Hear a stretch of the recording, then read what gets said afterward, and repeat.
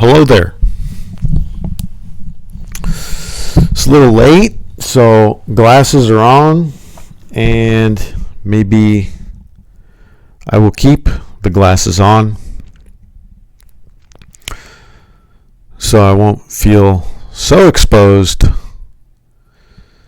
And let's look at some homes today again. Why not? Get a little bit of an escape experience. Just getting a bit situated. Thank you for choosing this channel. So it is still essentially Zillow. But Zillow is very slow, so I'm on something called Realtor.com.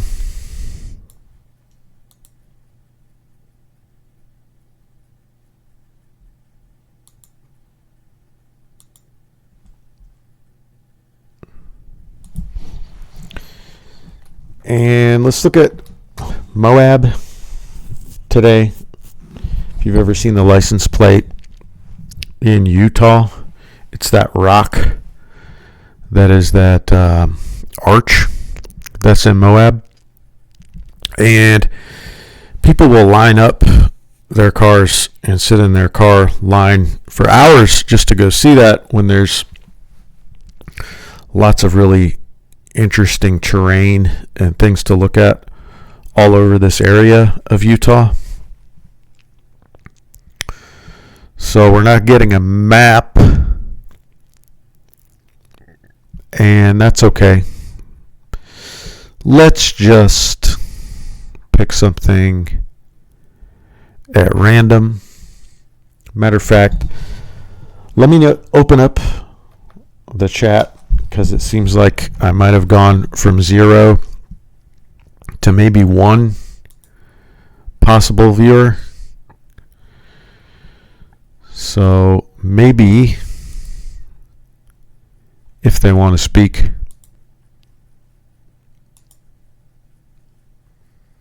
we can see if they have anything to say. 0 viewers now. Watch live. I know how to do this. Live. Put that off. No, maybe I don't know. Stretch out the screen a little bit. I'm doing this off to the side. So let's look at a condo just to get started.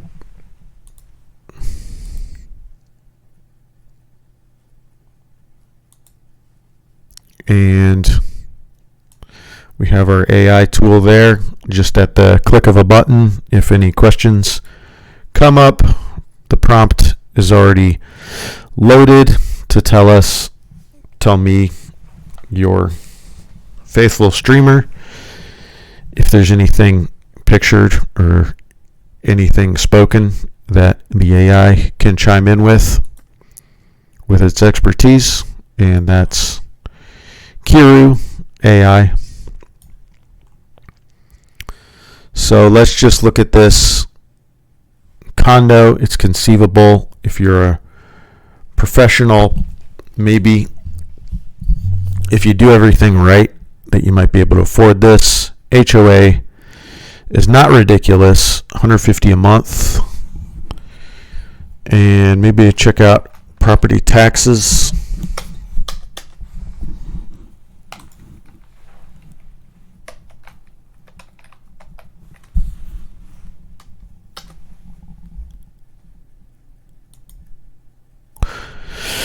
How are you feeling out there?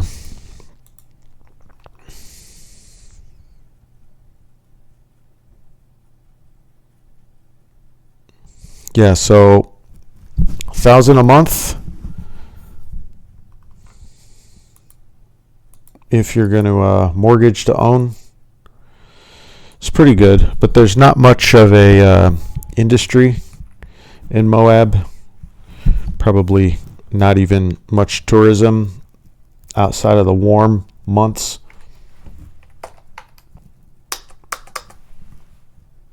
I might have to look. Oh, here we go. Now we're getting closer to finding out property taxes.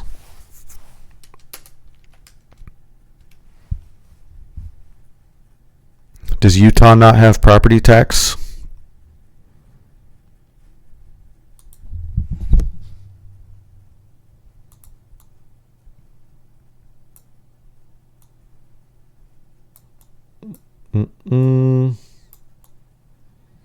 Make this bigger.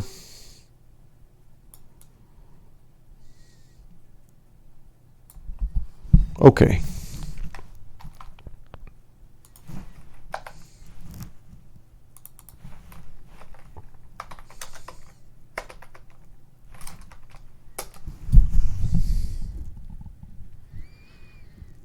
One of the lowest property taxes.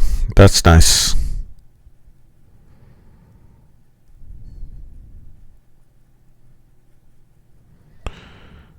And if you're a primary resident, very low.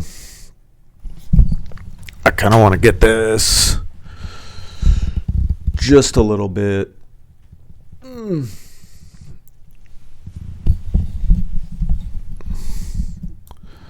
little bit lower. Okay. Pretty good. So that's our property here off the main drag.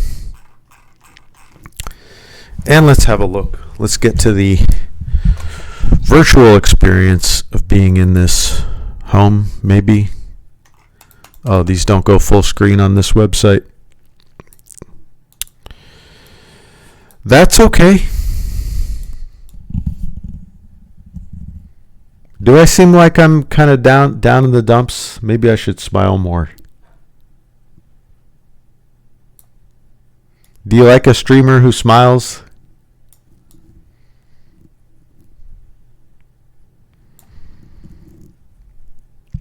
All right, so your front door is like a motel door. I'd rather have one main door that access is a little bit restricted to. But this is nice. I could deal with this.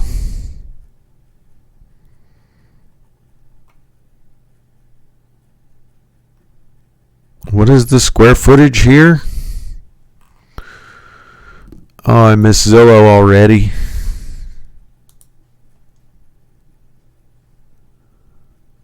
No way. How's it only 440 square feet? I take back everything I said. Holy Lord, we thought we were finding something good and decent and affordable for this amount. You could literally, if you looked all over Utah, maybe not Moab specifically, but you could get for $240,000, $250,000 before the COVID era inflation, you could get just big as a house as a family might need. Now you get 440 square feet.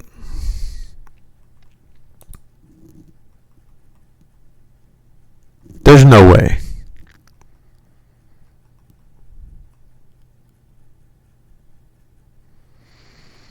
So this is the main room. The kitchen is behind us.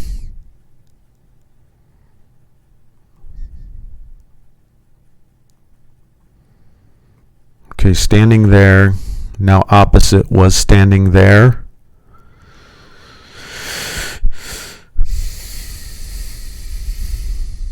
And that might just be it. Once you go in here, this is like a walk-in closet that maybe a bed could fit in.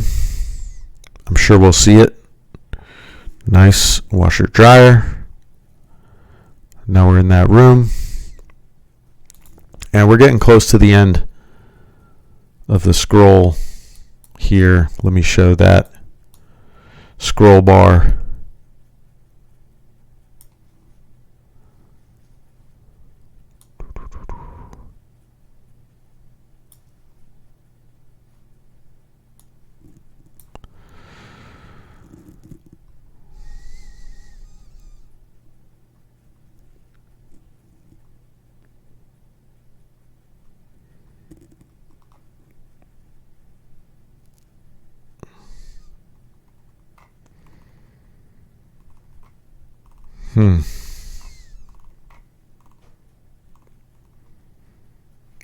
Incredible.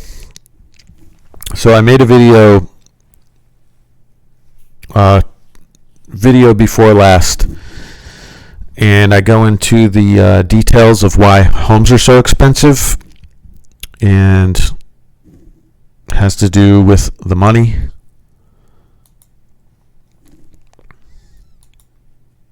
Obviously. So let's look at another condo. This one, 716 square feet, and you're not getting much more per dollar.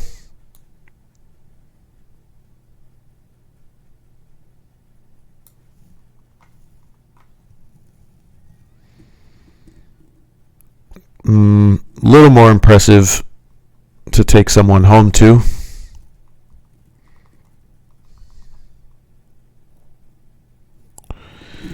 It is still a studio.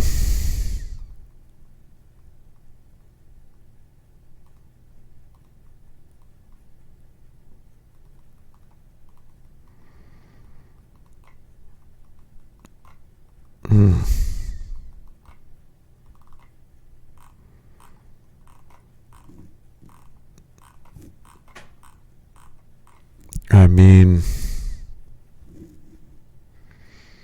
I don't have any words for that.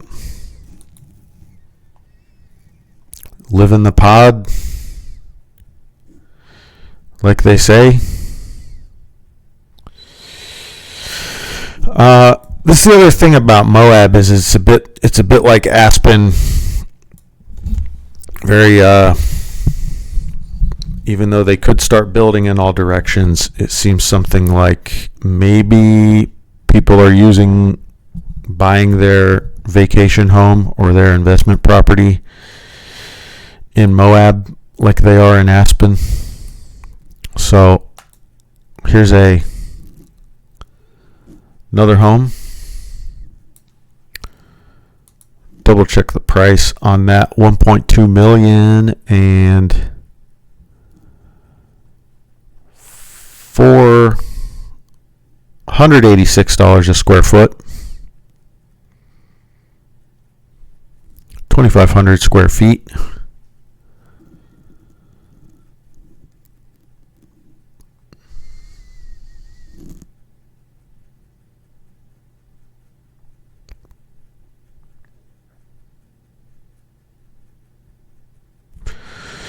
I'm just taking in the driveway. Part of it's paved, part of it's gravel, and they decided to mix them up.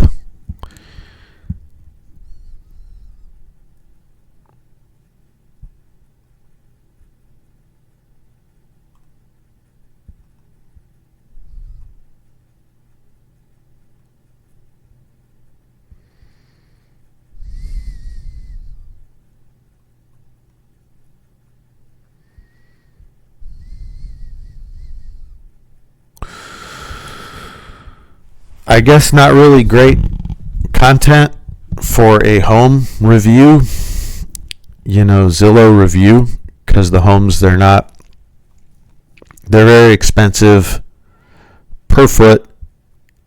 Not mind-blowing and not bad in any way.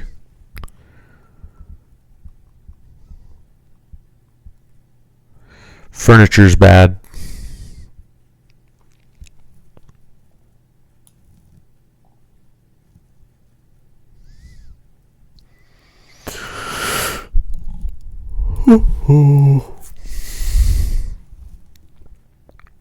Does our AI have anything to say?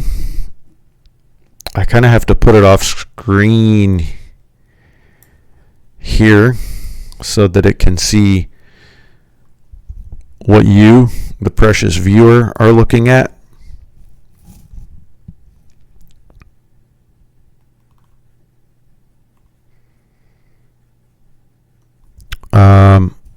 Yeah, I did forget. Also in the prompt, it is reading the address. So when it reads the address, the LLM will then give us any random details, anecdotes about the area. So Moab, thriving tourist town. It was popular in the 60s and 70s as a destination for counterculture. Imagine hanging out, going back in time, seeing the difference in places like this in the 60s and 70s. I mean, even the,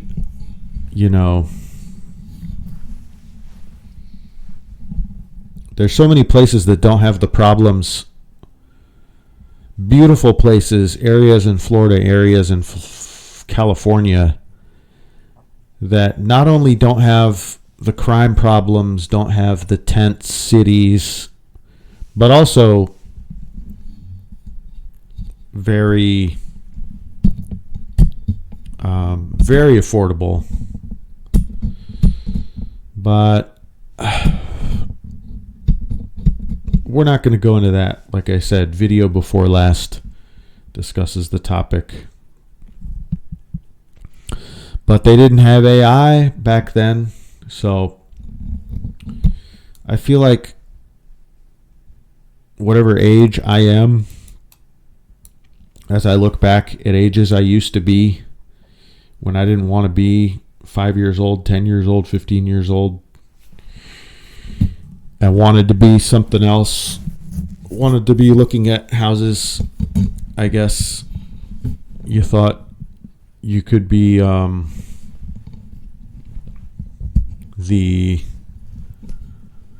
want to say Donald Trump, but not Donald Trump. You want to be private citizen. You think you're going to be private citizen Donald Trump when you're a kid, and that's all you want to happen.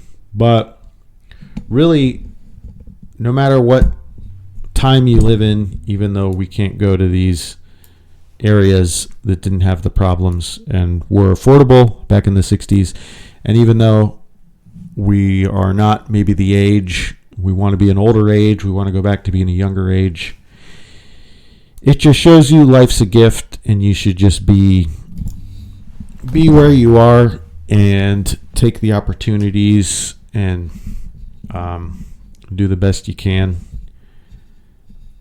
with the opportunities you have now, and don't be ungrateful or dismissing life as it is. So definitely, I know I'm going off. This is not good content. Going off track like this, moralizing, but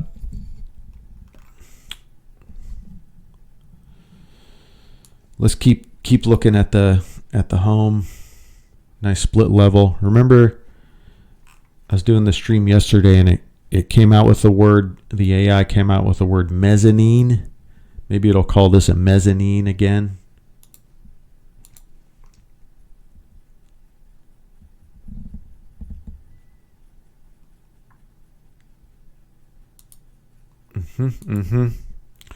I'm reading this right below, right where you can't quite see it. Vaulted ceiling, floor to ceiling sliding glass, fireplace has stone veneer or cultured stone.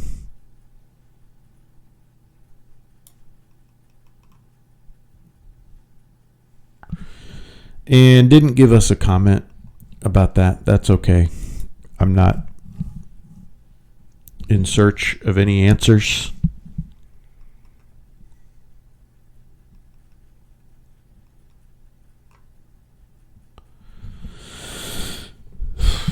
But I'm thinking about what do you really, really want when you are like 10 and you want to grow up and be the thing, be whatever. I don't know what women want to be, but as a guy, the guy wants to be the man. But what does that really, really specifically mean? Or is there really a route?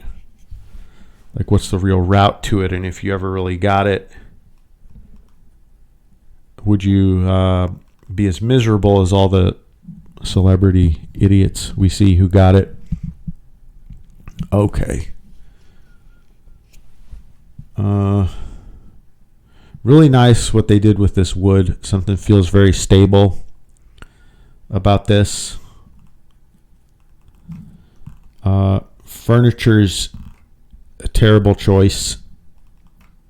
I know it's puffy. I know it's comfortable. But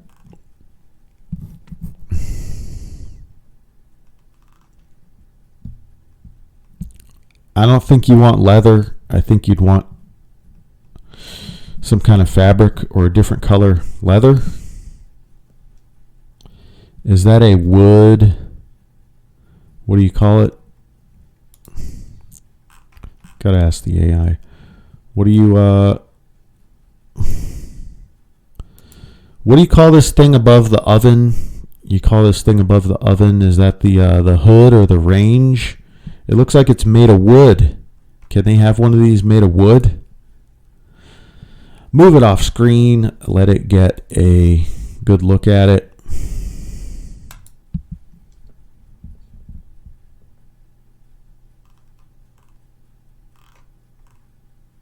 Yeah. It's called a range hood.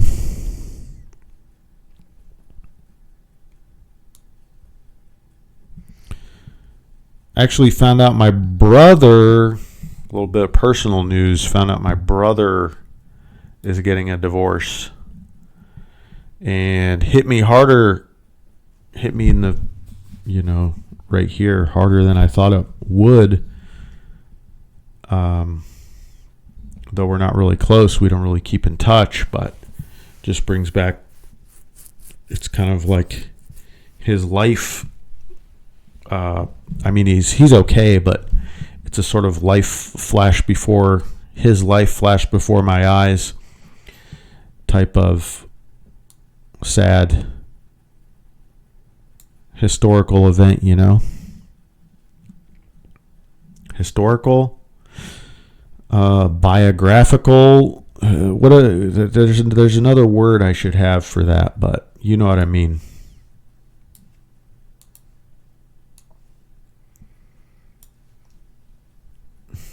Open plan. I like any kind of division I can get when there's an open plan between the kitchen and especially the living room. And this is something. It's not nothing. It is something.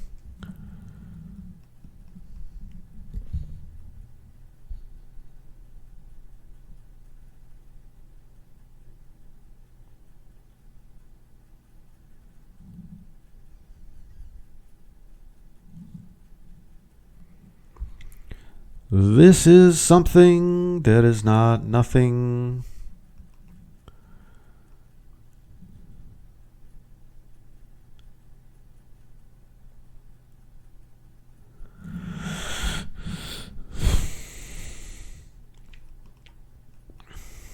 $2,500 square feet. People would love to have. How many people are living in a roommate situation whose lives would dramatically be improved with 2,500 square feet? They say the fraud in the federal government is something between $500 billion and $1 trillion Maybe our AI can do the math. Let's see. It's probably actually pretty simple math. If the government had $1 trillion to buy people homes, how many homes that are worth $500,000 could they buy for married couples who are 25 years old or in that range, in their 20s or 30s? And I don't know about asking it this, because it's not a. Oh wow! They say this model that Kiru is using, this program that runs on Windows, which is, by the way, is free for 30 days. It is using a model from maybe 2014, maybe 2015, and these models are getting freakishly good. Maybe that's something we can look at in a moment here. But you'll look and it can't tell you how many R's are in the word strawberry. It can't do simple math. When you were looking at models in 2014, 2024, 2025, and now they're pushing the limits of math itself. So I didn't know if it could do it, but it looks like it could buy, instead of that fraud, they could buy 2 million homes for people. Although the problem is not really homes. I'll just continue. I mean, this is a real estate stream. You don't mind if I digress? There's nothing interesting happening in Moab anyway. I'm actually typing into the search bar number of homes in U.S. per person. So maybe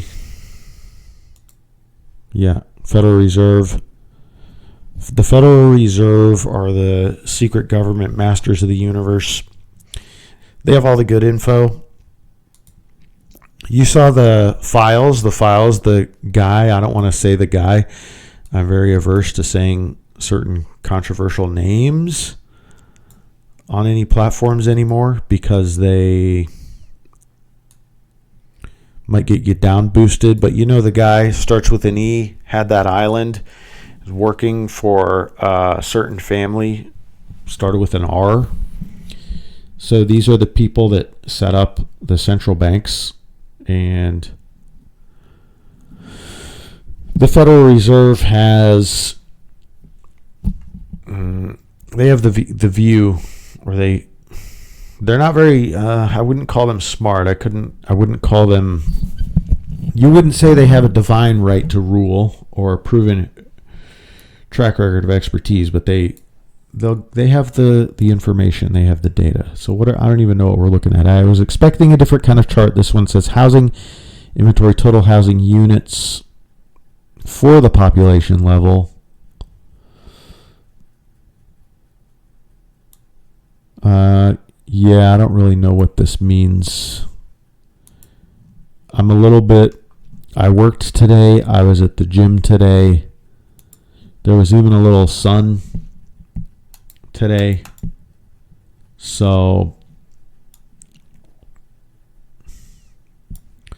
does low mean a lot of homes per person, or does low mean not a lot of homes per person? Because there was a chart. It's really that people are using homes as savings accounts, and governments are going broke, and governments are having to pay a lot of interest, so governments need to extract more. And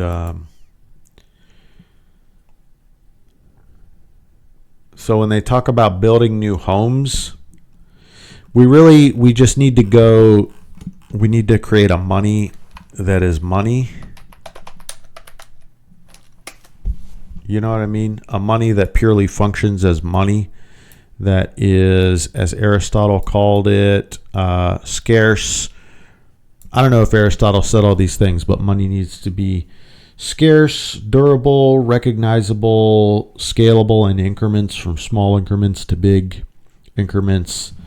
I did say scarce. I said durable. How about fungible?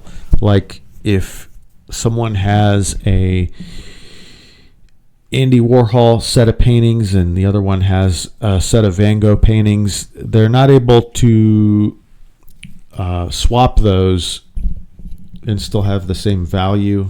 You could have a dollar value, but they're not fungible. It's not trading a piece of gold for a piece of gold of the same purity, or trading a dollar for a dollar, or a peso for a peso. That's what fungible means. You can trade it, and there's not a, what do you call it, a difference in kind, I think. So if we would move to a money and the money would function as money, which tends to be gold, we tend to go back to gold, then gold stores your economic energy,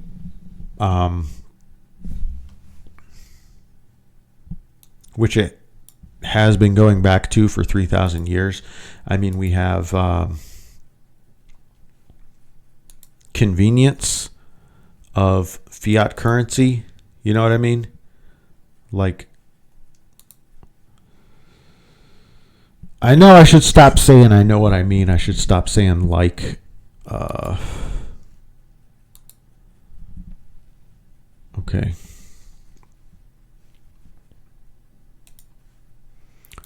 I think I need to do a podcast. I think I'm probably missing a few brain cells, are not firing when I'm trying to explain this and go into this. What was I saying? So the houses are functioning as a savings, as a storehold of a surplus of trade. The economy is trade. The economy is atomic units of trade. There are people who talk about the economy in the media and in the government, and those people, they belie the premise that the government and the media are built upon, is that they know what is important everywhere all the time. They will interpret reality for you. They're the experts, and they reinforce each other. So they give you that false premise, and you accept it because it's the only thing you have. And they will tell you all sorts of things about the media, and not the media, about the economy. The media will give you a different take or a different way you should feel betrayed depending on who you are, but they do not get to the core of the economy. There's a big industry and a big segment of the population that lives on envy, resentment, sour grapes, because people have something over there and they don't have it over here. You should think of it more like someone has a shovel and they can go, we had a snowstorm recently, they can go shovel snow and collect $10, $20 for doing that. So they can exchange time, exchange tools. They can go through the friction, which is maybe the worst part about being in business, is dealing with the friction of getting it done, of making the contact, of doing that, doing those things. So it's trading services for, it could be gold, it could be grain, it could be that you trade the service of shoveling for the person making your meals, packing your lunch every day of the week, next week. So whenever anybody tries to tell you what the economy should ideally be, whether it's doing well or doing poorly, it's doing well when people are being nice and people are providing things for each other. And that trade that they're trading, going out there shoveling, and then going in exchange for shoveling, that person packing your lunches for school every day next week, which is a good trade. What's good about that is that there's no middleman in between taking a piece. Okay, you see where I'm going with this? There shouldn't be a third party there envious of what's going on, because the third party can also be nice and interact and exchange and do things. So I'm someone that has I'm kind of a shut-in. I was susceptible to these kind of not after my adult life, but definitely in my young life, trying to figure out exactly what the problem is, why money is so has a characteristic now that we are working for the money instead of the money working for us, and the things that should be working, like utilities, like homes, are not working like utilities for their function. Basically, going back to the person shoveling snow in exchange for their lunches, you have people in between getting the services of the person shoveling. They're getting the lunches. Although they're not making any lunches, they're not shoveling any snow. So in a way, the Marxists, the people on the left who even want to take the money, redistribution, that type of rhetoric, they're not wrong in the aggregate, but they are wrong in the specifics, which is very important where it counts. The reason that people are able to be the middleman and do stealth attacks with the money is because we don't have sound money. The money went into the paper, and anyone is able to own assets. If you are, I shouldn't say anyone, because a very few, small portion of the population is able to own assets. And when that new money is created, which they have to keep creating new money, then things that people need end up being the things that, let me pull up this price chart. Those things end up being the things that we get charged more of. The reason why this is, it's really simple. If you own a home and you know people, everybody is willing to pay. The prices are just going to go up. If you have a company, if you have a school that is sought after, the tuition is going to go up.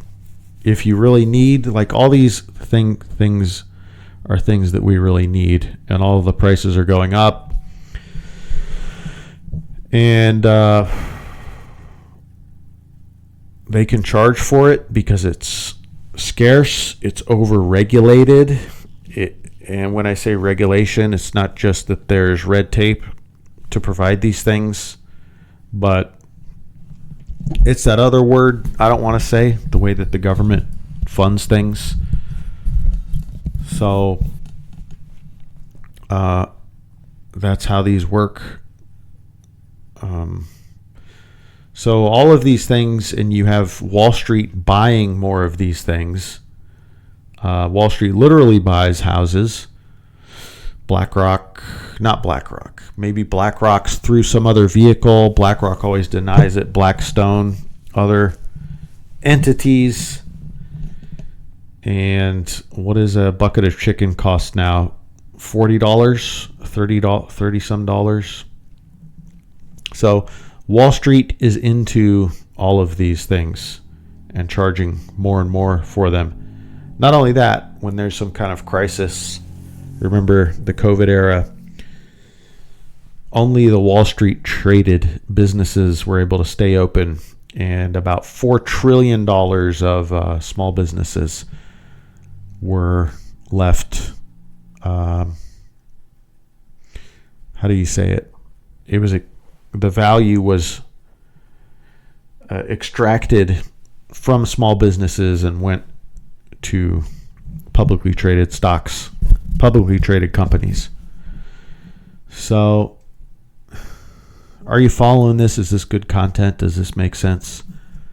I think I really need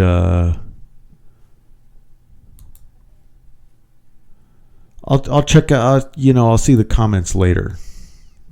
You know what I mean? Actually, I know how to do this. Maybe.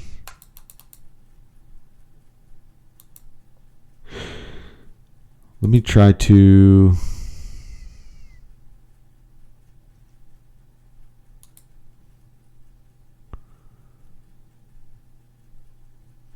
Okay, just double checking the chat. But it's not all doom and gloom. I'm kind of down in the dumps, like I was saying about my brother's situation. Getting a divorce. They had kids, have kids too, although they're almost out of the house themselves. But the good news, it's actually really simple. The reason a home like this, which I don't know, a home like this should cost like $30,000 or $40,000. The reason it costs $1.2 million is when you have cash in the bank, you have $2 million. You see the Federal Reserve, this guy saying that there's an infinite amount of money at the Federal Reserve, and they keep creating more, and they have to keep creating more.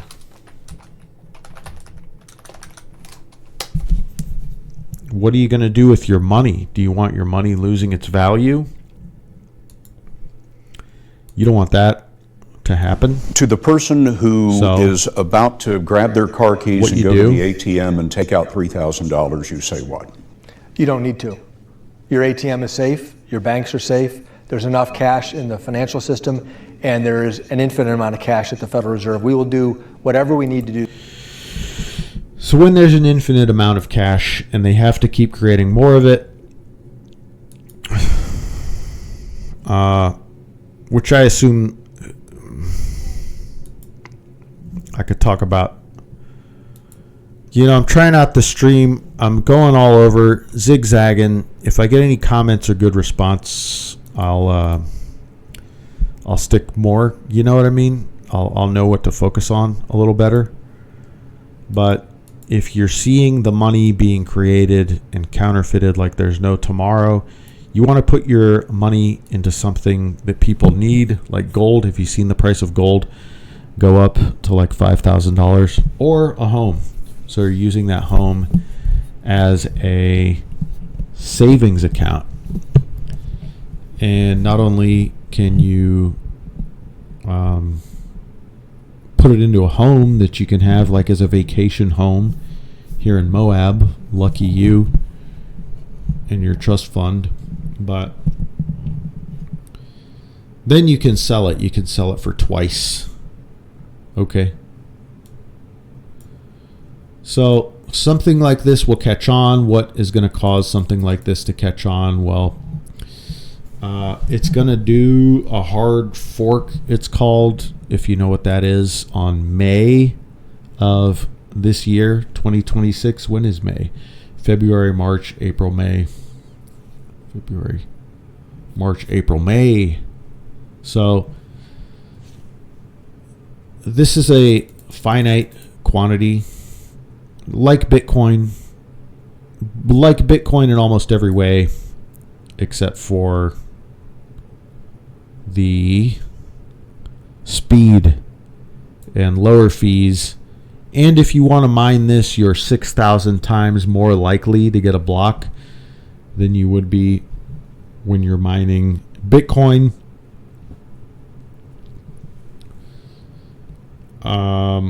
If it gets use, if it gets volume, and the network is secure and fees are being paid, and something like this should easily be able to start finding uses that only something like this can find. This is 4 times faster than Solana right now. There are plans to make this another 4 times faster, so it'll be, is that going to make it 16 times faster than Solana? And it's gone through the stress tests. But something like this, there are things that this network, this cryptocurrency, can provide that nothing else will be able to provide. To have basically decentralized instant final settlement when you are at your store, whatever you're using a credit card on. You can imagine how cumbersome it would be to try to pay for your $19 worth of groceries with a piece of gold or silver. The amount of friction involved, the amount of cost for that friction to verify it, to use and exchange a quantity that is scarce. Have you noticed that, by the way? All of the things that the money is going into are scarce. Why would that? Why do you think that is? Why do you think that would be? People of Earth, people of Twitch, people of YouTube.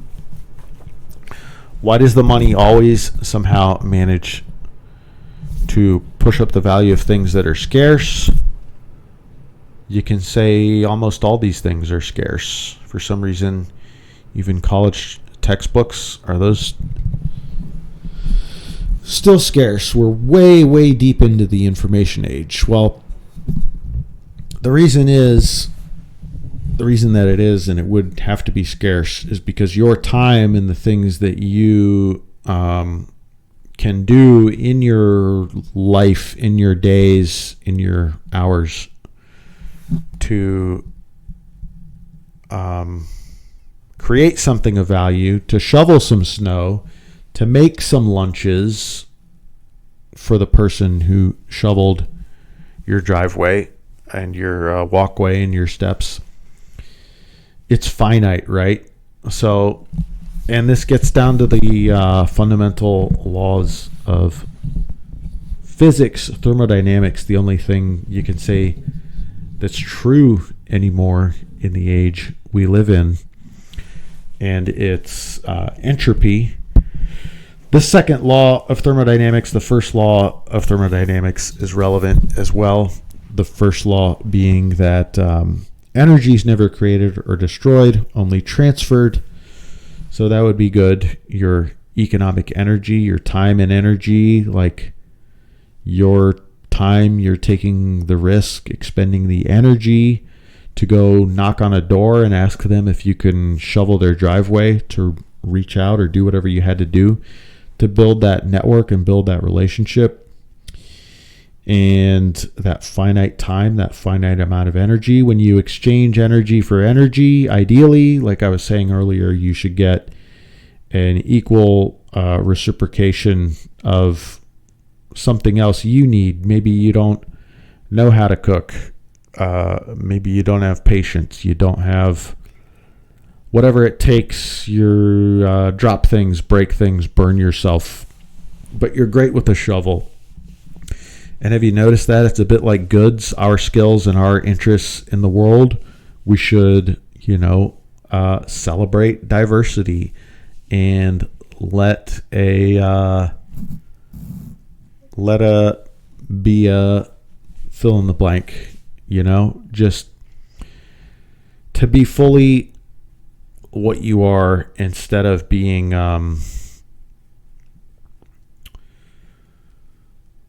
enslaved, working on the hamster wheel, working for more and more of a fake money. So being what you are, pursuing what you're able to pursue, what you uniquely have an interest in, which other people don't really see the same way, but hopefully you're able to pursue and maybe even make interesting. That's going to be valuable to the other people when you do crystallize and perfect it. So like I was saying, first law of thermodynamics, energy should be transferred, not created, not destroyed. If you are exchanging, what's something else people exchange? Like I want to say Chuck E. Cheese tokens, like this place that had kids parties. You would buy the tokens. I think Disney World has their own money too. So if you buy that and you start using it, if you buy that and you're exchanging shoveling driveways jobs for making lunches jobs, and everyone in this little building are shoveling each other's driveways and making lunches, but they are exchanging tokens to do that. They're exchanging some Disney World money to do that. What right does someone have to just counterfeit more of it and come in and have a claim on those goods? So you see, you can't create more of the thing. The thing has to be scarce.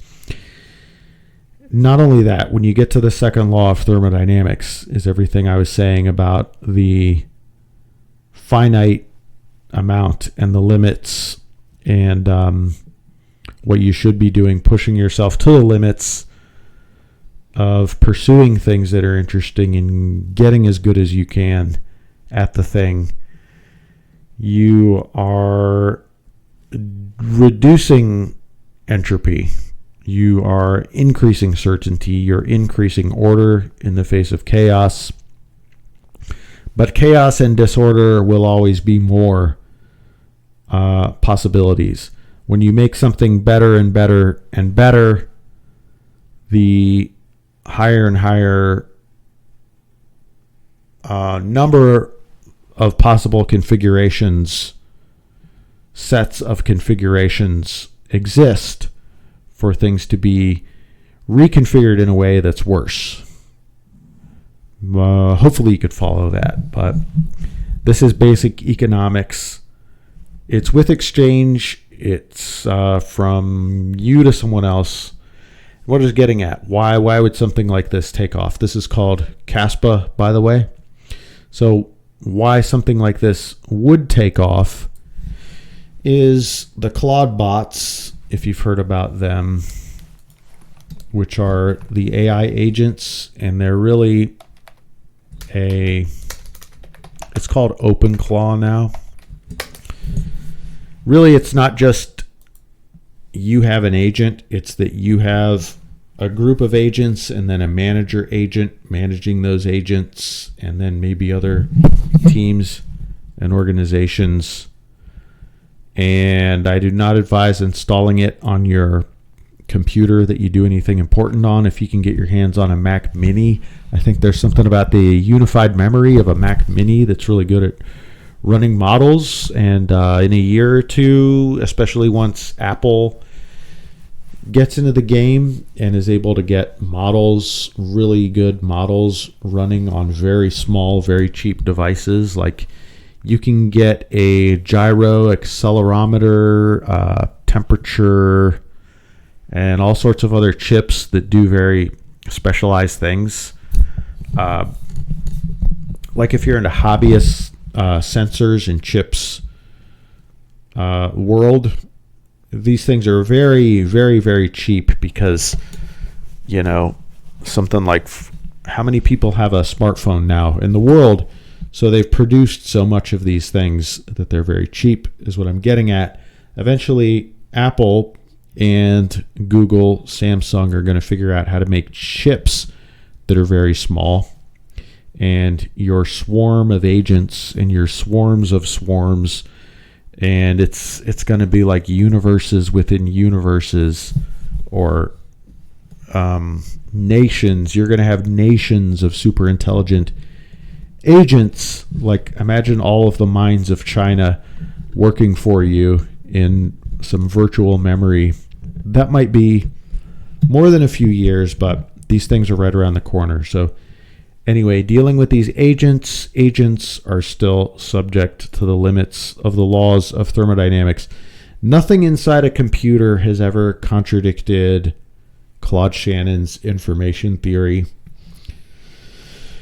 But I'm really going off, I don't know. I wonder what, for one thing, whether this is at all entertaining or interesting to follow. And then if you can follow it, if you don't know anything about what I'm talking about, or maybe you do have some of the broad strokes down about what information theory is.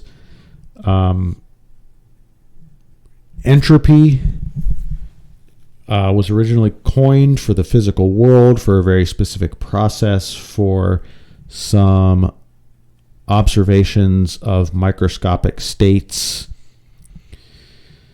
Has a very specific definition, very specific equation to measure.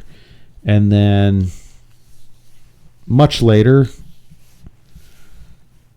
out of the 1800s, which was when this first definition of thermodynamics was made, first law, second law, third law, which we don't care about the third law, but information theory, Claude Shannon, about the time the computer was being created with von Neumann, Claude Shannon was developing another equation that looked like the physical world entropy equation.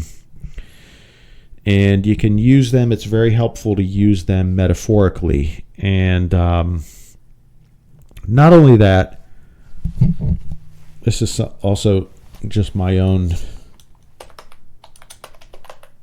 journey understanding the world, and seeing interesting things out there. Why shouldn't I do a live stream to 5 people and talk about them? Have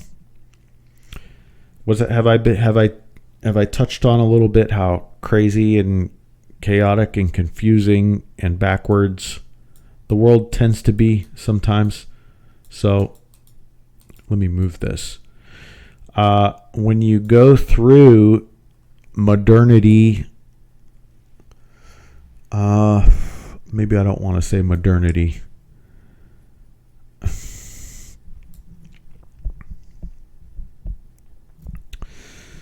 Like, what are we doing? What is our civilization? What does it even think? I think it started with perspective in art and 3-point perspective. And when people say XYZ, height, width, depth, that started in Italy, the Renaissance, maybe a little earlier. 100 years later, we got Descartes and Cartesian space. In other words, linear algebra. From that, we got calculus. And I don't think you'd get linear algebra and then calculus in another culture that didn't already have 3-point perspective. Do you? There's not a situation where Descartes directly used any things in three-point perspective. There's different ways of making perspective. There's a way of making a grid in single point perspective and doing, what's the name for it?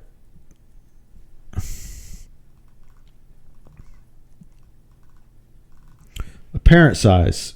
The technical name for it is apparent size. So you can actually lay out a grid. There's a grid you can draw in one point perspective and then figure out the apparent size of everything. So you can also do it with trigonometry, which is a little more of a shortcut, a little more precise to figure out apparent size. Did you know? You see it. The sun and the moon happen to have the same apparent size.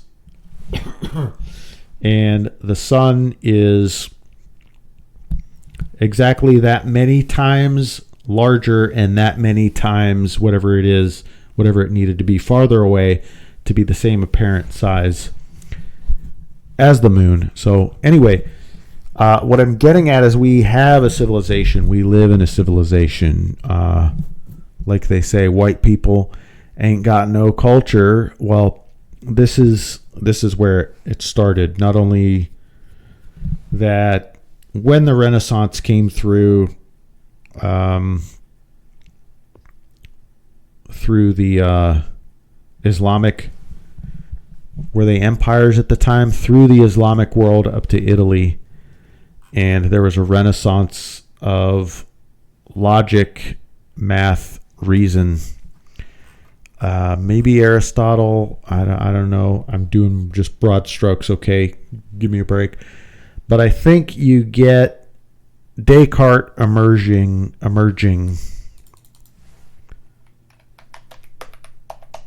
only in a civilization that has three-point perspective. Because otherwise, how are you making something like this?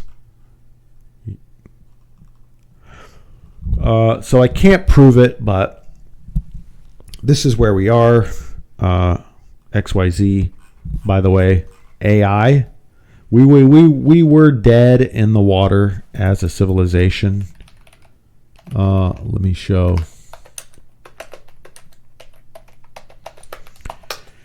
And again, just because we had our guy Jensen Huang at NVIDIA looking at the world like those artists were that invented perspective, looking at the world, I make the case without much evidence, just circumstance, that out pops Descartes and the Cartesian coordinate system. Jensen Huang looking at modeling the world, creating a more and more real version of reality of the world, is literally like his stated goal back since before I want to say before he even made CUDA, but it might have been around the same time. CUDA is the software, you might call it software stack or drivers or AI platform that made AI. It gave us AI. So you're looking at the world, trying to model it, model reality as precisely as you can. Out comes linear algebra, out comes calculus. And then all these years later, on computers, guys in their basement not getting married, playing video games, all of the other chaos and Skinner box madness that we're in the world, dealing with computers, getting entrenched in these crazy problems, not dealing with the real problem, which I talked about here, which Bitcoin didn't even solve. But now we're getting somewhere. Not only did Jensen, because he was making CUDA, somebody decided to use these video game cards, which had other capabilities. Jensen was already trying to build other capabilities other than video games, which video games only do linear algebra, but very meager,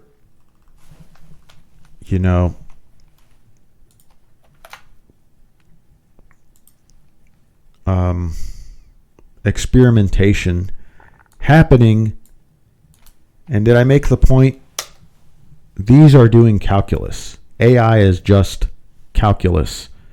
Do you know that chain rule? I'm running into the problem. I don't know who my audience is, so should I say this for somebody who doesn't know it, but why don't you know it, and why am I the one to explain it to you if you don't know it by now? Maybe kids should watch this.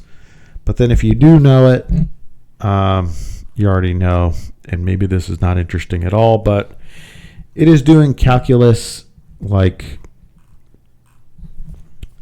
I won't sum up calculus, but they're doing calculus. They're finding the derivative. So every correct and incorrect answer by each neuron is attributed. The wrong answers, the wrong neurons, the force, the strength of their value goes lower. The right answer's the opposite, and that is done with calculus. So simple as that. That is the civilization we're living in. But Descartes had other things to say. Descartes said, I think, therefore I am. I am a thinking thing. And the res cogito and the things out there, the res extensa. I am a subject. Out there are objects. And this was the beginning of, how could I put it? How could I summarize a whole civilization? Well, it was the beginning of, let's call it presumption. These presumptions kept going. And this course, I don't actually think they have the whole course. Okay, yeah. So the teaching company, modern intellectual tradition from Descartes to Derrida, and they run through all of it. And I'm going to get back to entropy, key figures of the 20th century, because things got a little crazy. We went from the Enlightenment and the hopes and ideals, the founding of America, French Revolution, dawn of a new age, age of reason,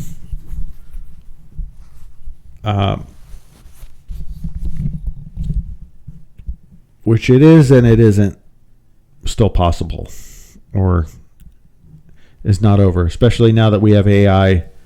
The AI with such low friction can get you anything, any bit of information you need. But when we got to the 20th century, very important figures, Wittgenstein and Heidegger blew away the baggage from this presumption, and the way to try to get out of this presumption of the subject and the object and all the things that were built upon and presumed about it.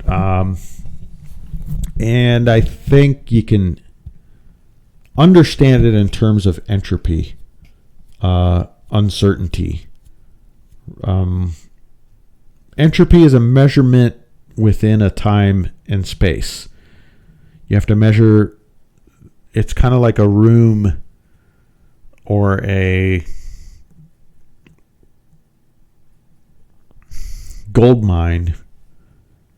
You only care about the gold that you have within that mine. You don't care about the external things or the destruction or the displacement of everything else.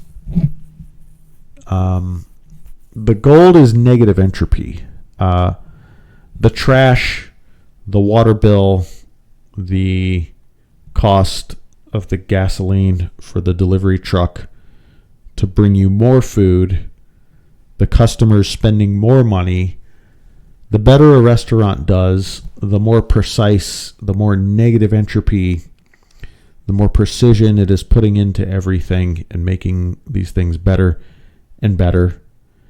And the more they are doing that, the more disorder they are causing externally by the exhaust fumes coming out, by all of the extra trash that is going into the dumpster, by all of the extra wear and tear on the cars and the soles of the shoes of people coming in, all of the extra calories burned by the staff who are working harder when things are busier. So, by the way, also the purpose of life, why life emerged. The universe was already fulfilling this goal of making all of the matter in the universe become more disordered and coming apart at an accelerating rate. The universe is expanding and expanding at an accelerating rate. Whether it's a simulation or not, this is the name of the game of the simulation. So life is emerging. Just think back to that restaurant. The restaurant should want to do better and better, has to do better and better. It doesn't have to do better in terms of volume. It could also do better in terms of quality. But increasing quality is also reducing the entropy or increasing the precision and the negative entropy. And you're not unique to the situation. You're not above it. You want more quantity and you want more quality, and you want to be a big shot and create better quality and more quantity. So that is understanding entropy, maybe metaphorically. So Wittgenstein and Heidegger, the things that they said more than this, but like Heidegger and Wittgenstein, their goal was to kill philosophy. Both of them, early Wittgenstein, later Wittgenstein, early Heidegger, later Heidegger, had different ways of trying to kill philosophy. My favorite would be Wittgenstein, where Descartes said, "I think, therefore I am. I know this is my hand. That's the one thing I know for sure, because I cannot doubt it. Because I cannot doubt that this is my hand, then that is the one thing I know for sure. I don't know what the problem is of other minds. I don't know what's going on outside of your mind or in your mind, between our minds. I don't even know what's real or what's a dream, but I am certain that I'm thinking." And we get all mixed up and lose the plot making presumptions like that. So actually, it's nonsense to say I'm sure this is my hand. So why is it a nonsense statement to say I know this is my hand? Well, entropy is uncertainty, and to have that uncertainty resolved is negative entropy. And this is how, we have a million words. I literally think English, is it hundreds of thousands or a million words that English has?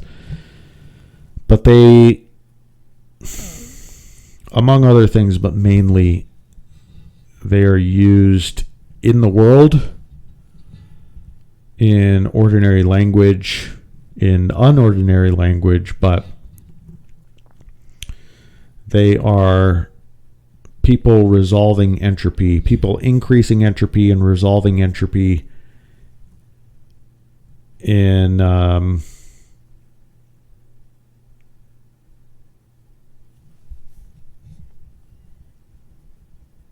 infinite number of states, and an infinite number of styles, and an infinite number of ways. But it is nonsense to say I know this is my hand, because knowing is negative entropy. I'm claiming negative entropy. I know.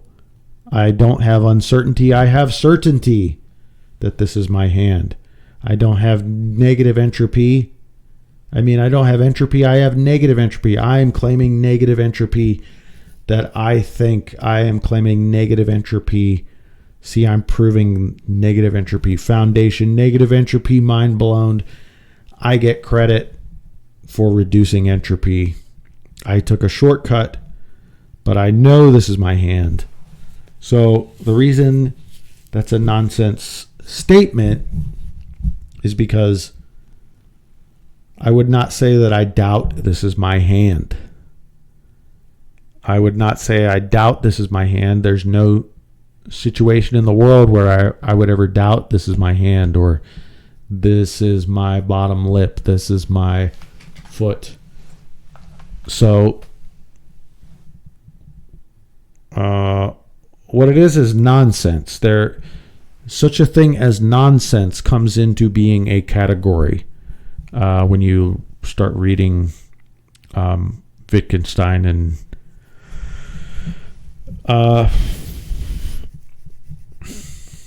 Heidegger too, but Heidegger from a different point of view. So,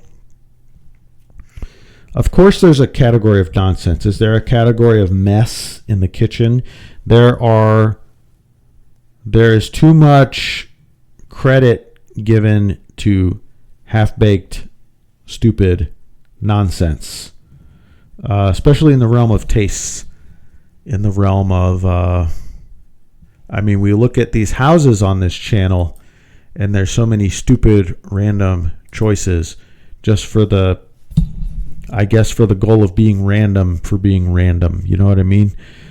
But there should be categories of nonsense, because the game of reducing entropy, the game of life of reducing entropy, is we have a set of things and components in those things, and we can only configure them in a very small subset of ways where that configuration is not a mess, where that configuration is not lost. Like, how many things do you have around you that you can look at right now? In how many different positions can you put all of those things where they would be in a nonsense configuration or a lost configuration? It is infinite. So a lot of our project of philosophy, of understanding, a lot of the mind warping, my brain rotting stuff that goes around is just nonsense. And it's fun. It could be fun, but a lot of it comes from like I said, the media and the government, under the premise that they know everything everywhere all the time, and they can tell you what is most important. What a ridiculous presumption. And the way that they really get away with that the most of selling you on it is that they reinforce each other and they use each other. You see them do this. That's most of the news. Them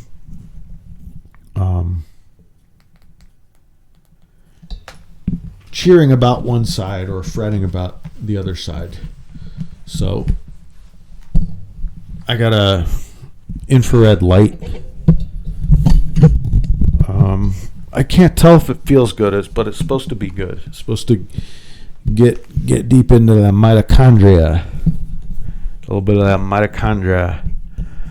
And I need to have more light for my live stream. But where was I? What I was saying is, just because you can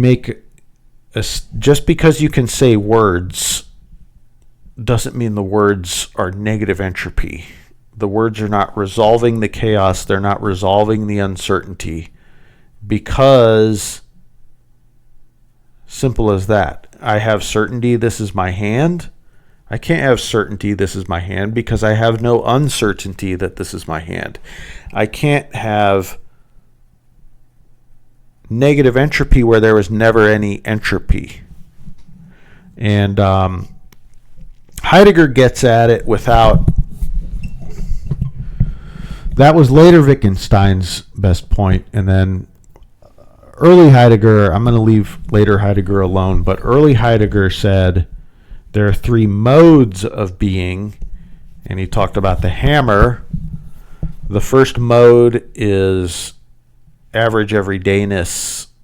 He used the word, later Wittgenstein must have been influenced by Heidegger, because Heidegger talked about everyday examples as well, though it was not in language.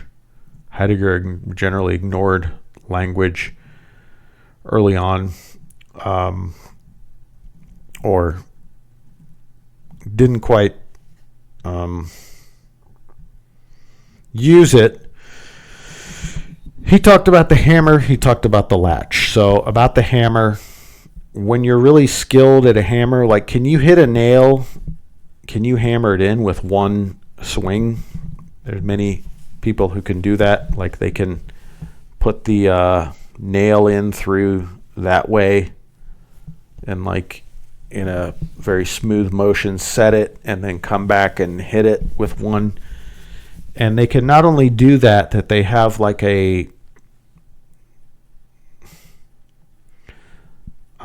Zen motion to it, a feeling like they are using the hammer as an extension of their body, like whether you drive a stick or not, hitting those turn signals, hitting the brakes, hitting the horn. If you've driven enough, you're not thinking when you do it, is the point. So you are just one continuous I just looked at this ridiculous thing. Remember the mezzanine? I was trying to get the AI to maybe think about what a ridiculous use of space. Why did you build this? Why didn't you extend it out to the wall? Look at this desk over here. Oh my God. Anyway, using the hammer, you don't have to think about it. And that is one mode of being he called ready to hand. So resolving the entropy of not having a house. Living outside without a house is total entropy.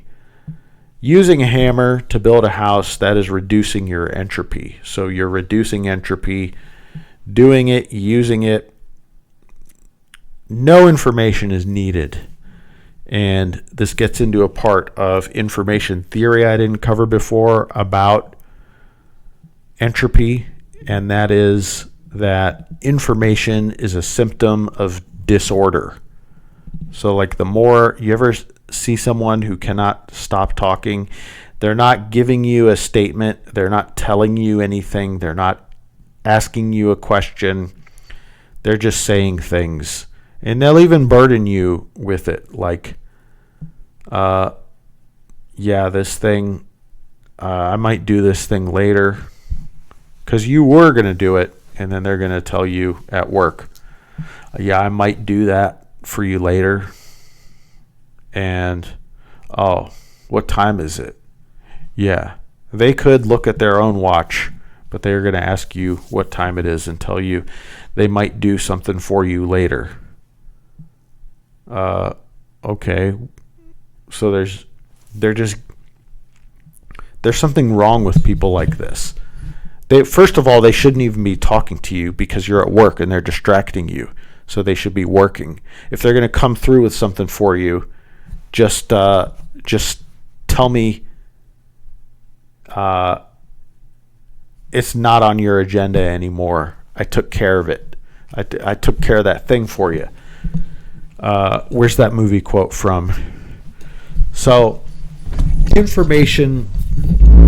That's actually not a good example, but people who have this information, and this is really a good way to deal with, what is it? Where was my screen? All of the bad, probably very well-intentioned and very necessary steps that the tradition, it's not even philosophical, because these people, like, it's more than philosophical, because they have the French Revolution, and a lot of people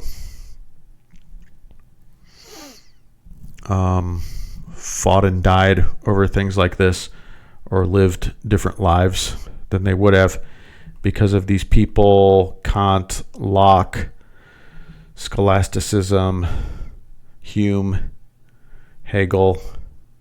Maybe not. You don't know. But anyway,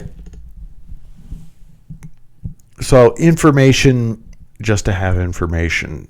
Information can be a symptom of disorder. So ready to hand of the hammer, using the hammer, not thinking about the hammer. By the way, all the meaning comes from that use of the hammer where it has no information. So isn't that a paradox? The information comes from the thing that has less and less information when it's working well.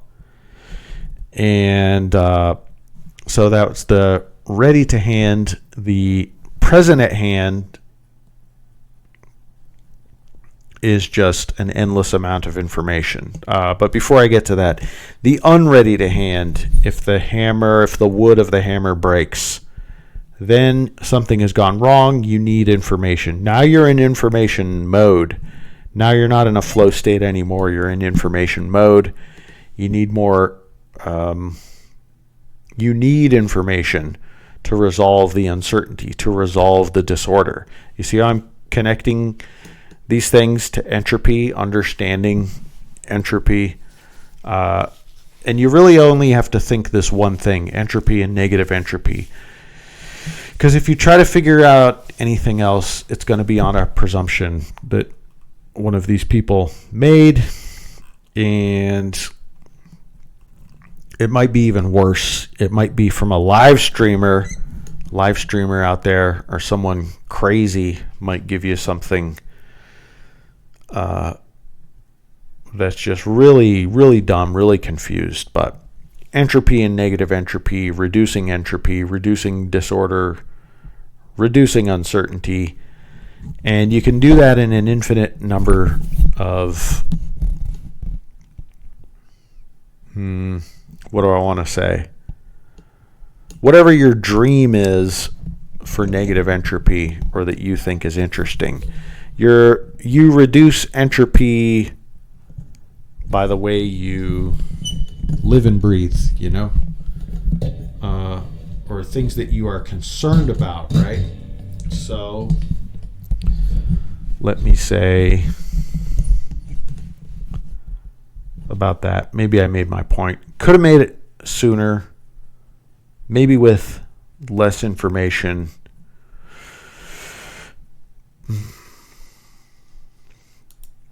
Let me ask the AI.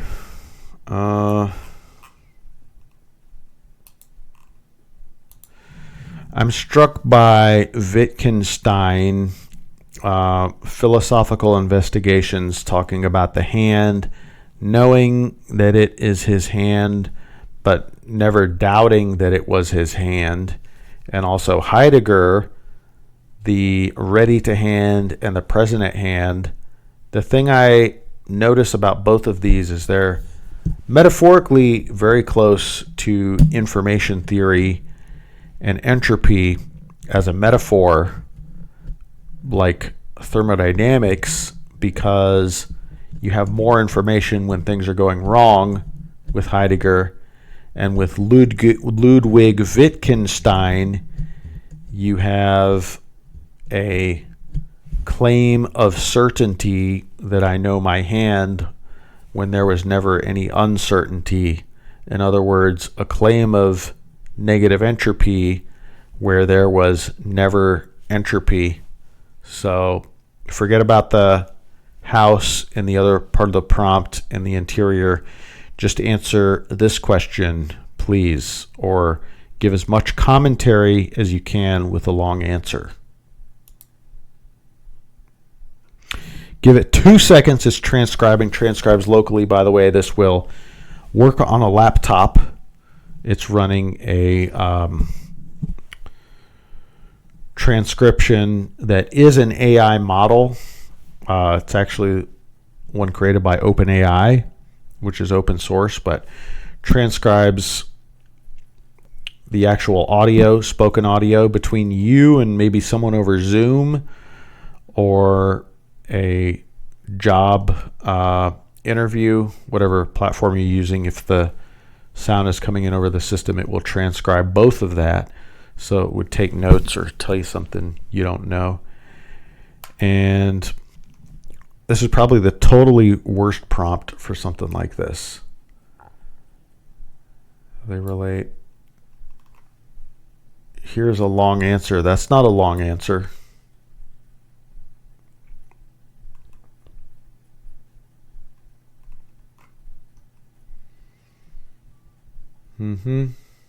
Very confused. Yeah, this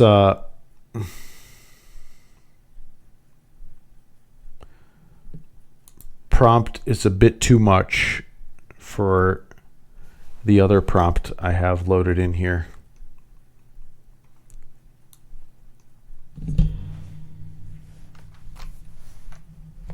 Oh, it was not ready for the word Wittgenstein.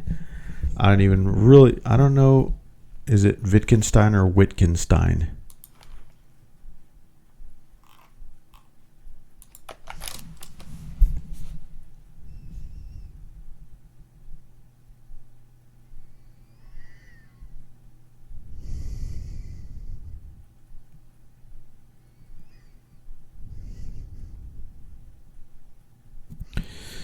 Is it a bit laborious? It feels laborious to go over this stuff, but I feel like it matters. Nobody else is saying it. How could I get this out there? People need to have this information. I have the negative entropy to resolve the entropy out there, and it's with things like this. All right, you're entirely correct. Both philosophers, despite their radically different approaches, same underlying process, data from reality. Zero entropy category error of Wittgenstein and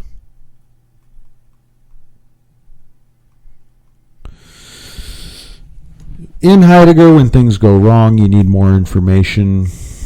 By the way, information being a symptom of disorder, you might say, what about science? What about math? What about the arts? What about poems? What about music? What about dialogue, movies, and even comedy? All these things are information. Are they a symptom of disorder? They're not disorder. And the thing about all of those is they are compressed. Does compressed, can I say it's compressed and that's a good enough answer? So when I say it's compressed, I mean it could have been a different number of configurations to say a joke, to say a dialogue, but to make it mean something and to make it be special, amusing, interesting, compelling, artistic, I don't know, what adjectives do people compliment Shakespeare with? Groundbreaking, bold. There has to be something intense or something that mattered that went into it. Okay. So I hope I've not only gone into looking at houses and why they're expensive, but also why the houses are so expensive and why Kaspa, a cryptocurrency like a rose by any other name, a finite, decentralized, secure, scarce asset that will be 6,000 times, and then what's 6 times 4? 20 for 1,000 times bigger, faster, cheaper than Bitcoin, but with Bitcoin's scarcity and the security will get there. The security is backed by electricity, but point is, I originally went down this jag talking about houses, and how this one specifically will take off is that the Claude the AI agents, are subject to the same rules, laws of thermodynamics, of trust, of trustlessness, of permissionless, open to anybody in the world, and no friction to exchange. So things are being built on this network here to make it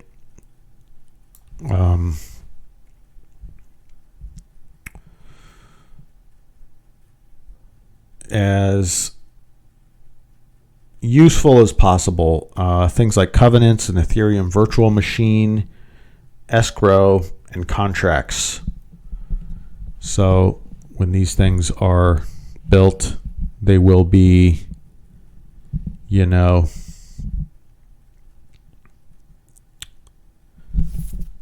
possibly providing that unique property. Man, other people, when they're streaming, just have something else up and they react. I've been talking for an hour and 36 minutes. But look at this. Crime against negative entropy.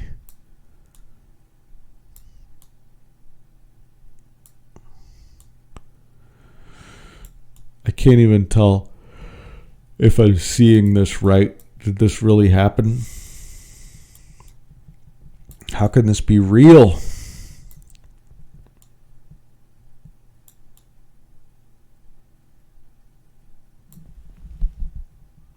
Why do you put a desk up there? Look at it. Oh, no. I mean,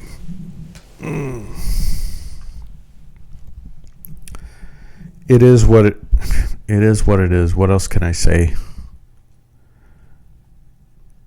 If I keep looking at it, will I have anything else to add?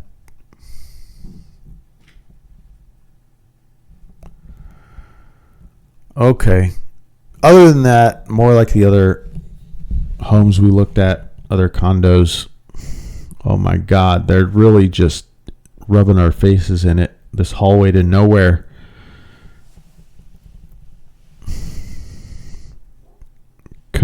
If you made it like 2 or 3 feet wider, you could have had decent furniture up there. All right, 2-car garage.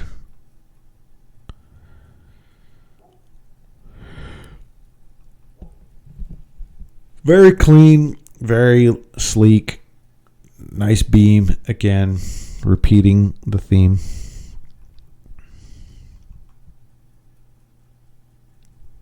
Oh, one patch of grass.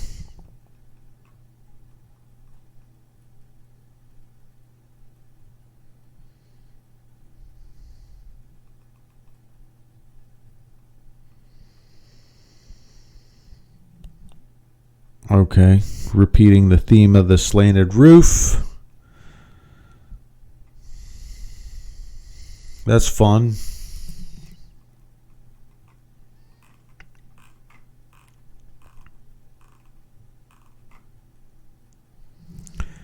Couldn't they just rip this out? They could just rip this whole part out, right?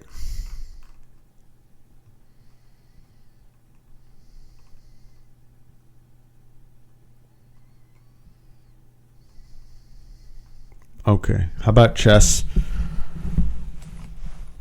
I think my brain is totally scrambled after working, going to the gym, and then going down that road.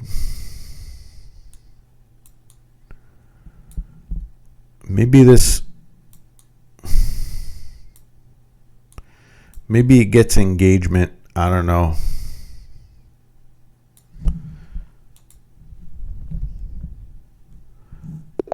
What's your score on chess.com? Okay, I'm gonna focus.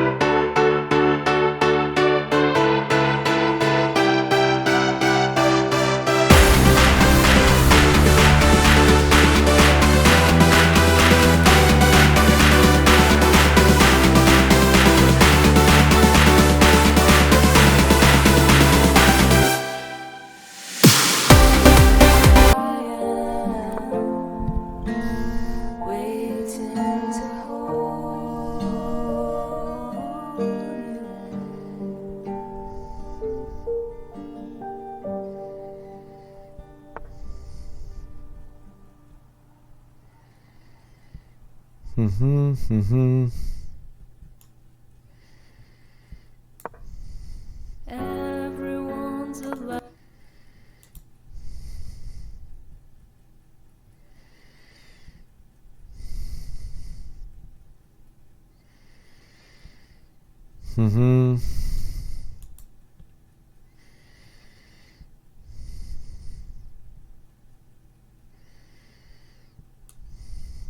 Yeah.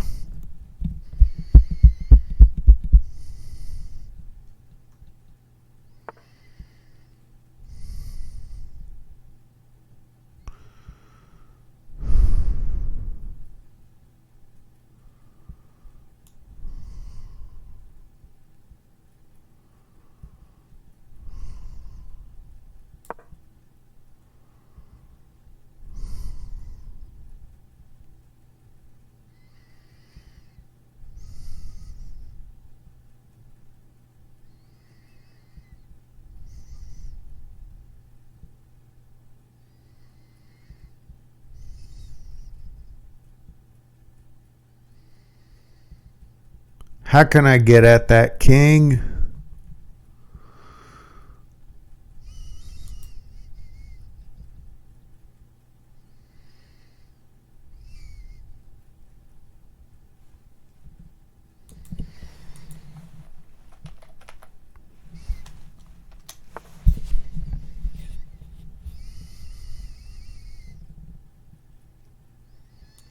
Okay.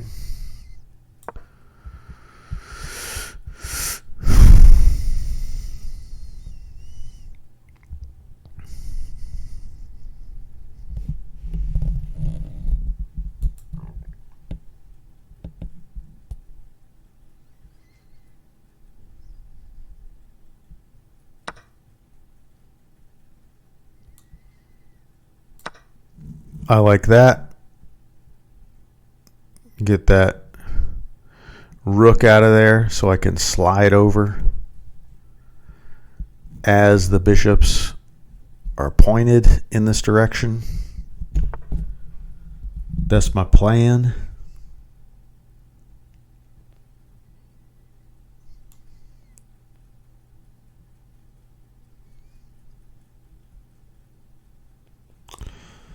Although, yeah.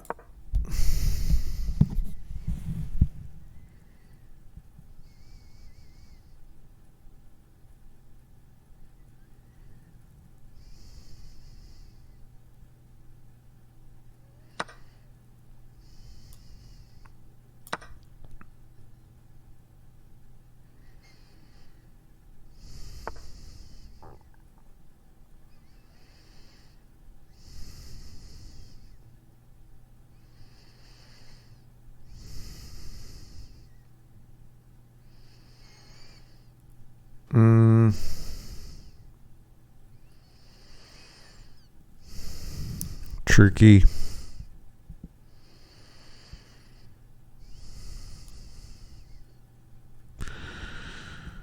I will have to offer a trade.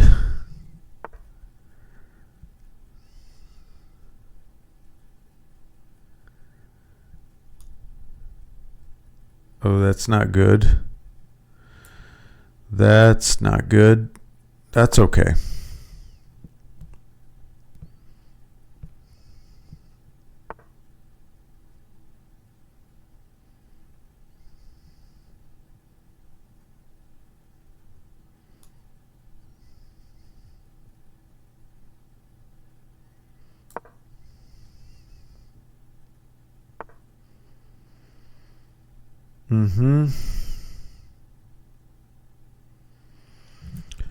This is a fast-moving situation. So you're not going to exchange your queen for a bishop, and then I'm going to take your bishop.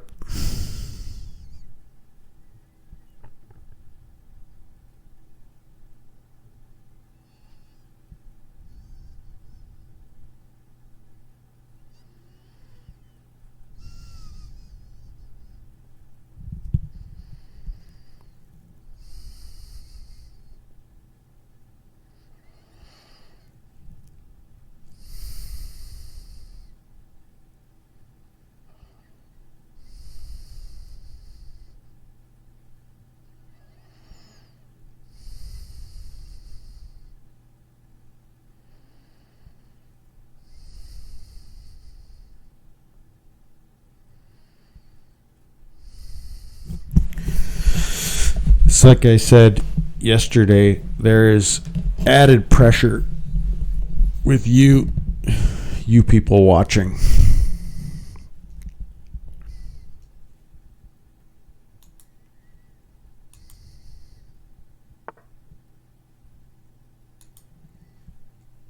Okay.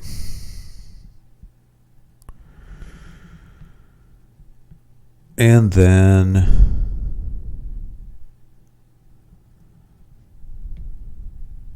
what is the plan? Here, what are they trying to do to me?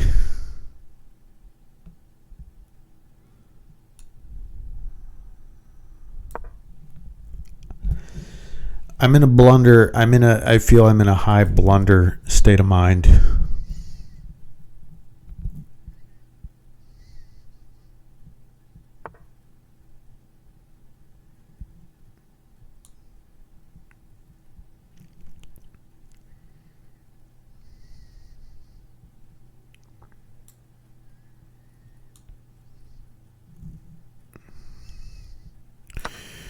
You are gone. Okay.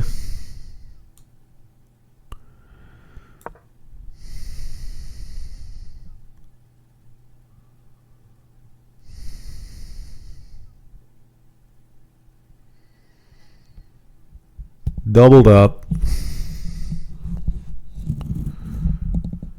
This guy's 1261.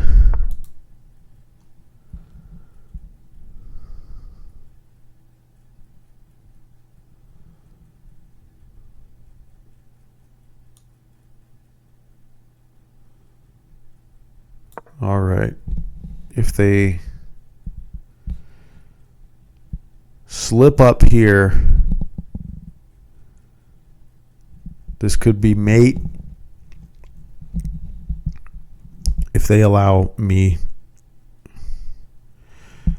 if he, she, there we go. All right, let's continue the defense.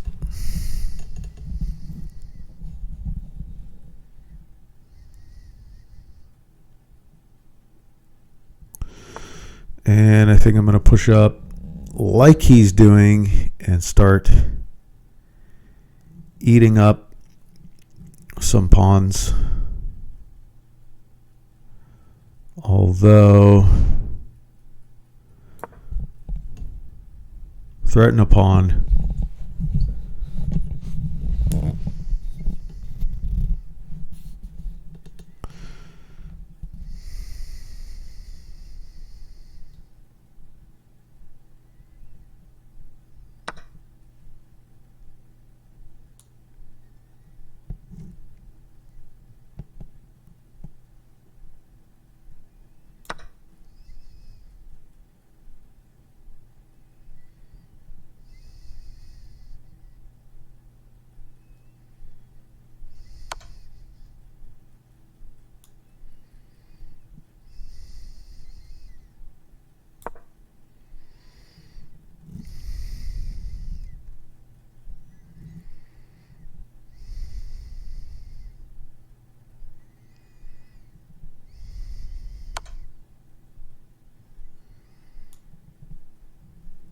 That's probably not good.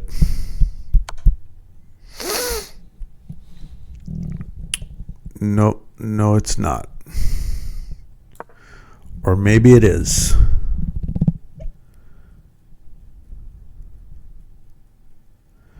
Yeah, they just lost. You just lost.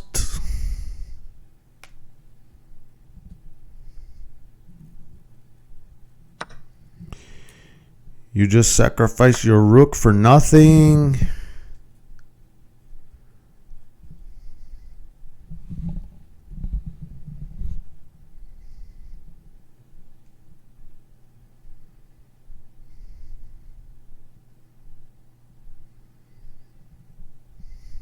Now you can try to push some pawns, but checkmate is coming soon for you with my two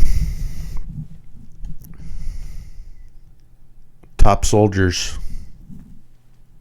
Is the queen a soldier?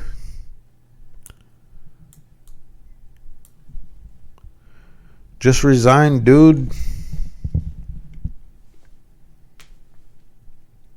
You're going to be in perpetual checks. See, normally after a day like this, I would have buckled under pressure like this. But the two people who are watching,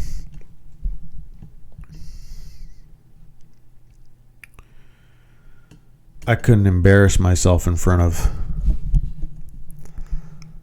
Now he's just running down the clock. That is the most passive-aggressive way to deal with a loss, right?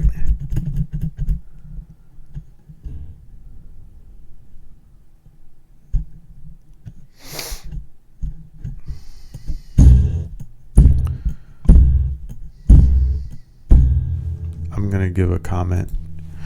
They're not going to accept the comment, but just the fact they know that I gave a comment on their side, it's going to say the Motor City Cobra wants to comment. That's just rubbing it in a little bit. That's got to sting.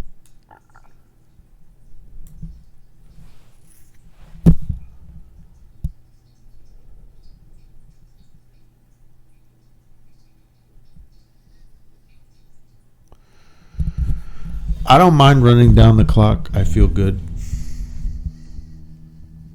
Oh, I took 8 points from this guy. This was kind of they don't usually pair. I was a 1244 and he was a 1266. Let me look at a loss I had yesterday. I don't know which game it was.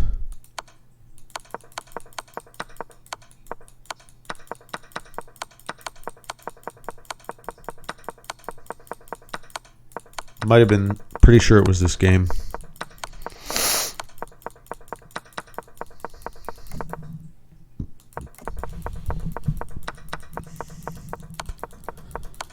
Game review.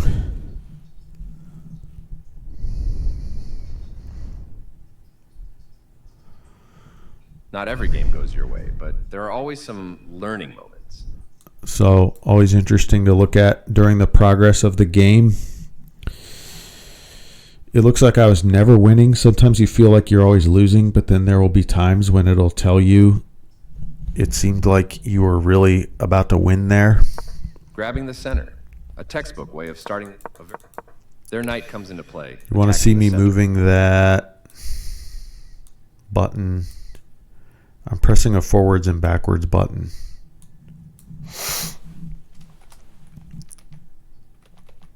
Oh, there's no way. You can see it. That's okay. This move might cause trouble for you. Yeah. This has been my move lately, to push this pawn out. They take it, and then I develop while I'm taking away from their center. Their best option was to strike at the center with a pawn. You were keeping the balance, but that move makes your position worse. But I feel like it was good because, like I just said, taken away from the center while developing. But they say it's bad. Maybe I should stop using it. You get a chance to force isolated doubled pawns. You are forcing your opponent to have isolated doubled pawns. Yeah, I did that, computer. Clear recapture. This move activates I knew your that. knight to strengthen control over the center. They slipped up a bit here.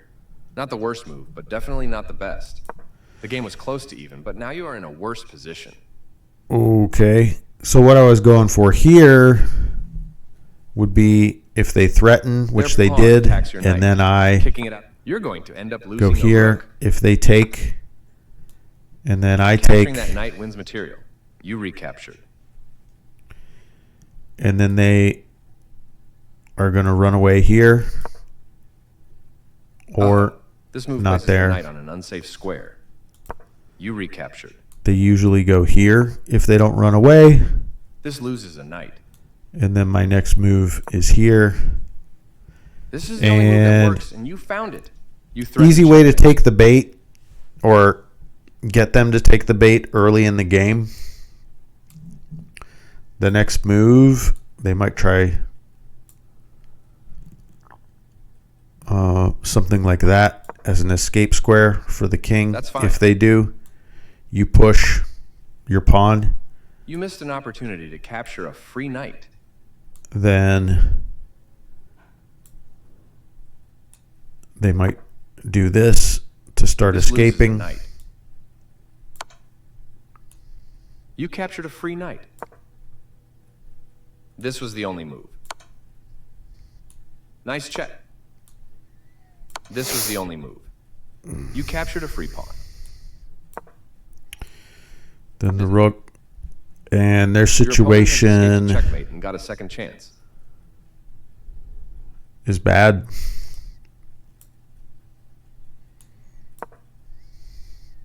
With this move, white fights back again. Not the best move, but not bad either. This loses a knight. This prepares a safe kingside castle for you. This evades the check from the bishop.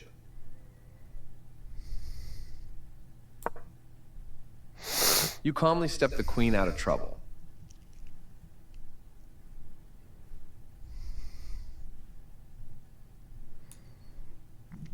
Yeah, so they usually lose, or you're just chasing the king all the way across, depending on how they deal with it. This is a good way to deal with it. They might panic and try to develop something else. This permits the...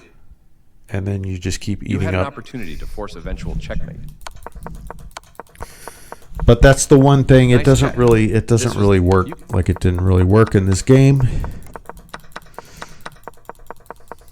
Not every game goes your way, but you're going to end up losing a rook.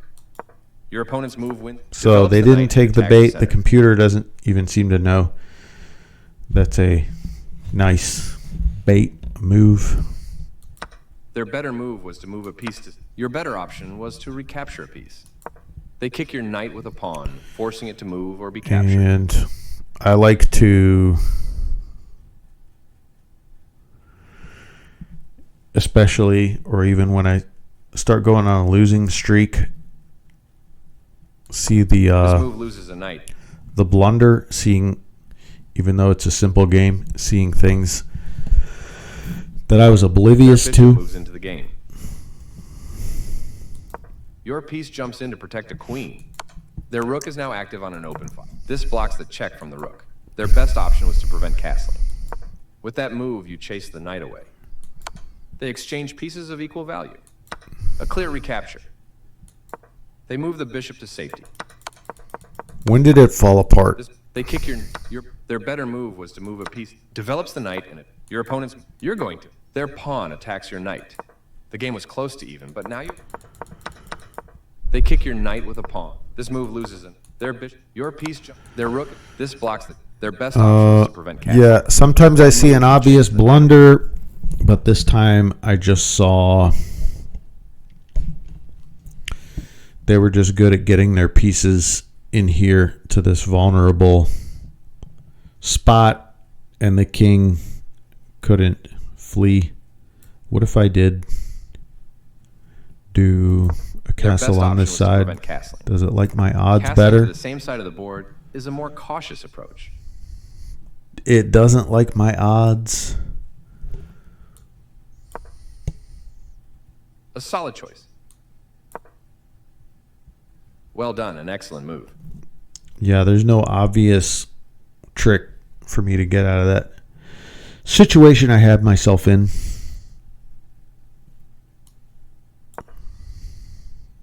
This connects the rooks, which helps them. Nice move. Your bishop now controls more squares. This wins material, taking advantage of the pinned defender. Nice idea. You connected your pawns into a chain.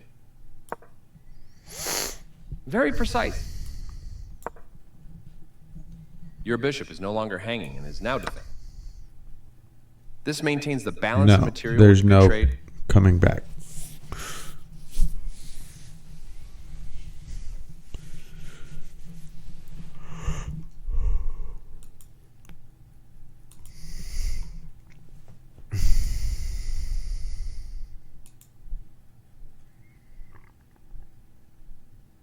The Burnt Peanut has 55,000 people watching.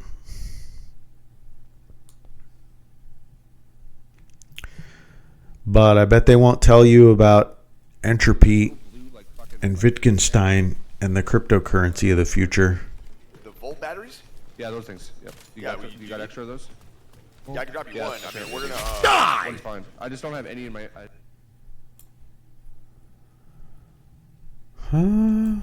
Who has 35,000?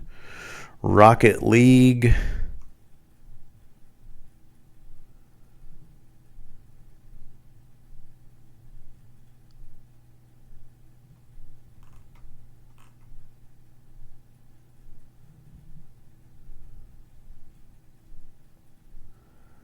So there's no skipping ads, I guess. Is that how it is?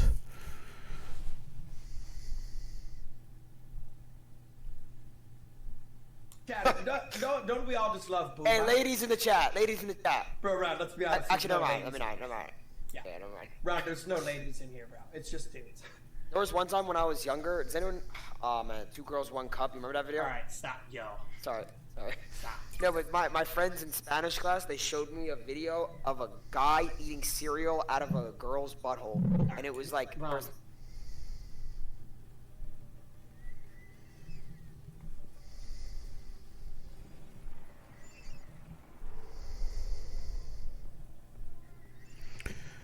Dude has 11 million followers. You probably only have like 5K real viewers. Maybe, yeah. Only Dude, 5K awesome. viewers. Like, that is, I can fully believe that. I could fully believe that. Like, it might actually be possible. Gotta go. Yeah, we gotta go super.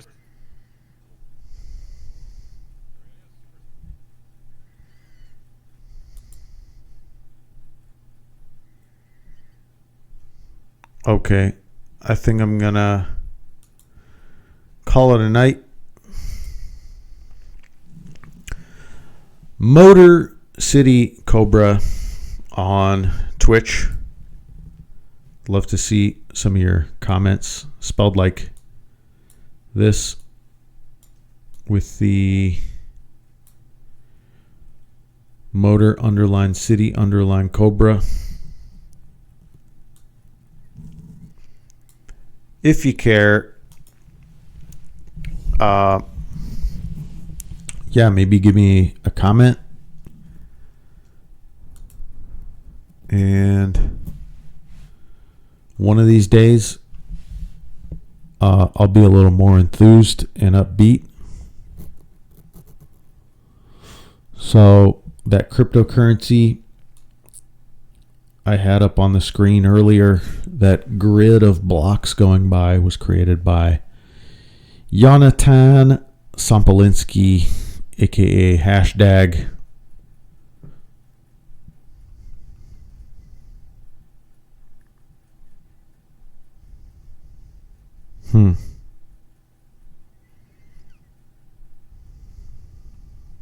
Now search isn't working on this place. That's funny.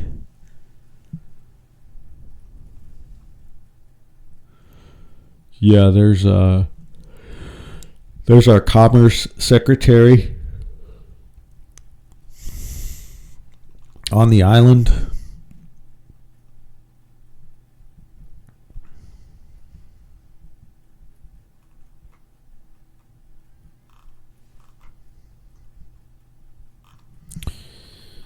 I really regret. It's like Elon says, he wants to minimize regret. I regret every second. I mean, not only it's a lot of the same thing, different ways. So you're just watching the thing. You feel like you're trying to find out what's new and interesting and what's next. And it's just another variation on this. Variation.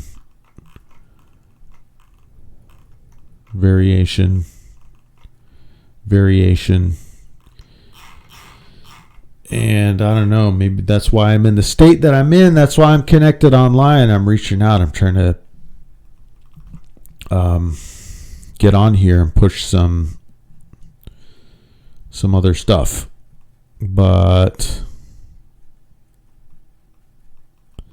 can't be good And this news is not news. This stuff is not even the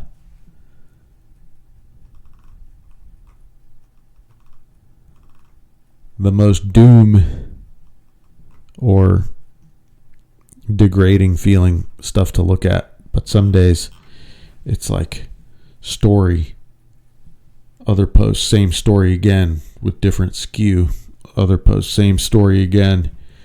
And you can be looking at that same thing over and over for 4 days. That can't be, that ain't right. Okay, thank you.